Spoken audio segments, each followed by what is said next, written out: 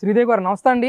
మరి ఏదైతే గతంలో ఇచ్చిన కౌలుని ఈరోజు 5 సంవత్సరాలు పొడిగిస్తూ కూడా ఏదైతే ఎన్డీఏ ప్రభుత్వం ఒక నిర్ణయం తీసుకుంది. మరి 1631 రోజులు మీరు అలిపెరగని పోరాటం చేశారు. ఈరోజు తీసుకుంటే నిర్ణయాలు కానీ, అలాగే అమరావతి జంగిల్ క్లియరెన్స్ కూడా చేస్తూ ఉన్నారు. అసలు ఏ విధంగా అనిపిస్తూ ఉంది? ఇవాళ మేము ఇన్ని రోజులు 1631 రోజు పడ్డ కష్టం ఏంటంటే, ఆ కష్టానికి ఫలితం దక్కింది అని చెప్పి మేము అనుకోవటం అయితే జరిగింది. ఇన్ని సంవత్సరాల నుంచి కూడా గత అంతకుముందు చంద్రబాబు గారు ఉన్నప్పుడు ఒక 5 సంవత్సరాల కౌలు వచ్చినా మేము అనుభవించాం. దానిలో ఇది లేదు.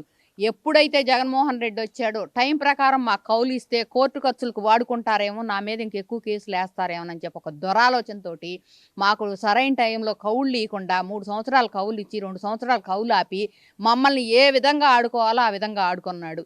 కానీ మేము పడ్డ కష్టానికి ఫలితం దక్కింది. అదేవిధంగా వీళ్ళు ఎట్టాగు 5 సంవత్సరాలు ఇక్కడ డెవలప్మెంట్ అవ్వలేదు, ప్లస్ మళ్ళీ ఈ కౌల్లో రూపాయి కూడా తినలేదు అనే ఒక ఆలోచనతోటి చంద్రబాబు గారు పెంచారు. పెంచిన దానికి మేమందరం ఆయనకి ధన్యవాదాలు తెలియజేస్తున్నాము.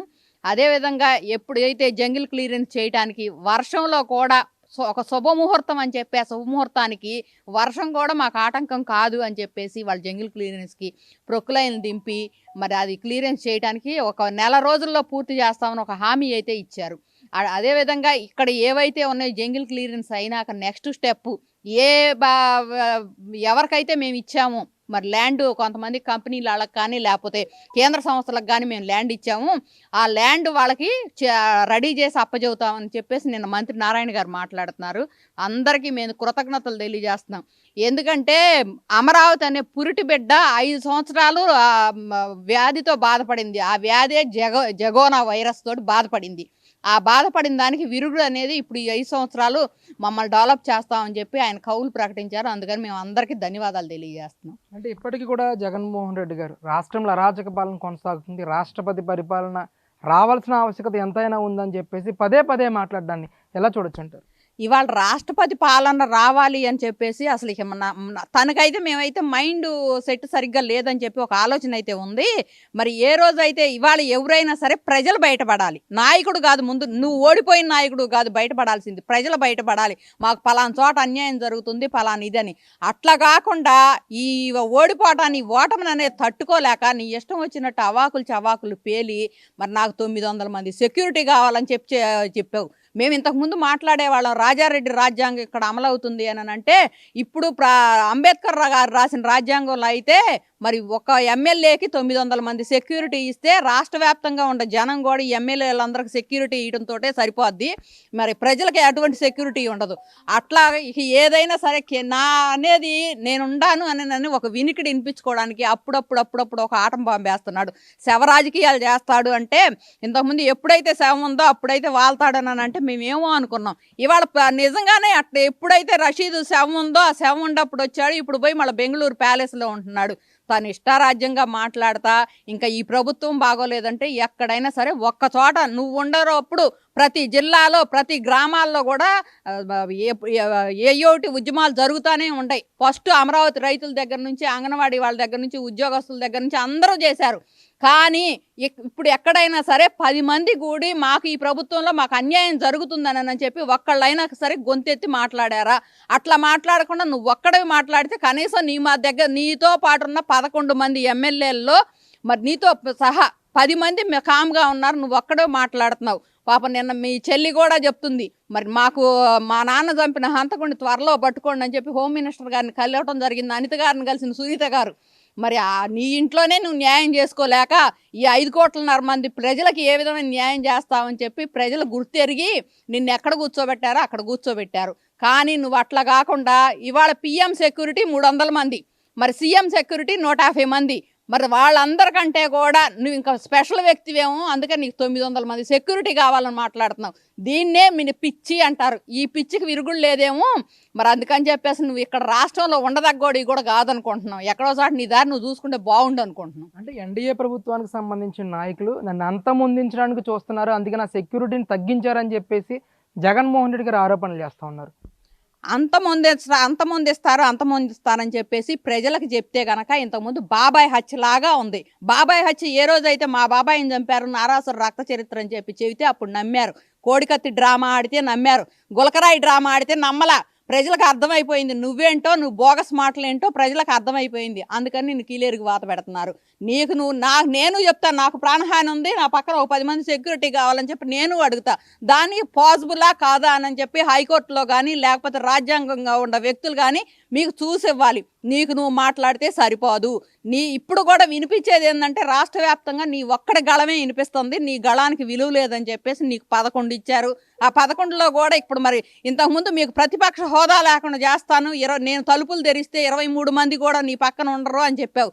ఇప్పుడు ఇక్కడ తలుపులు తీయడానికి సిద్ధంగా లేరు. వీళ్ళు కూడా తలుపులు తీస్తే నువ్వు తప్పితే ఒక ఎమ్మెల్యే కూడా మిగిలే బాపత లేరు.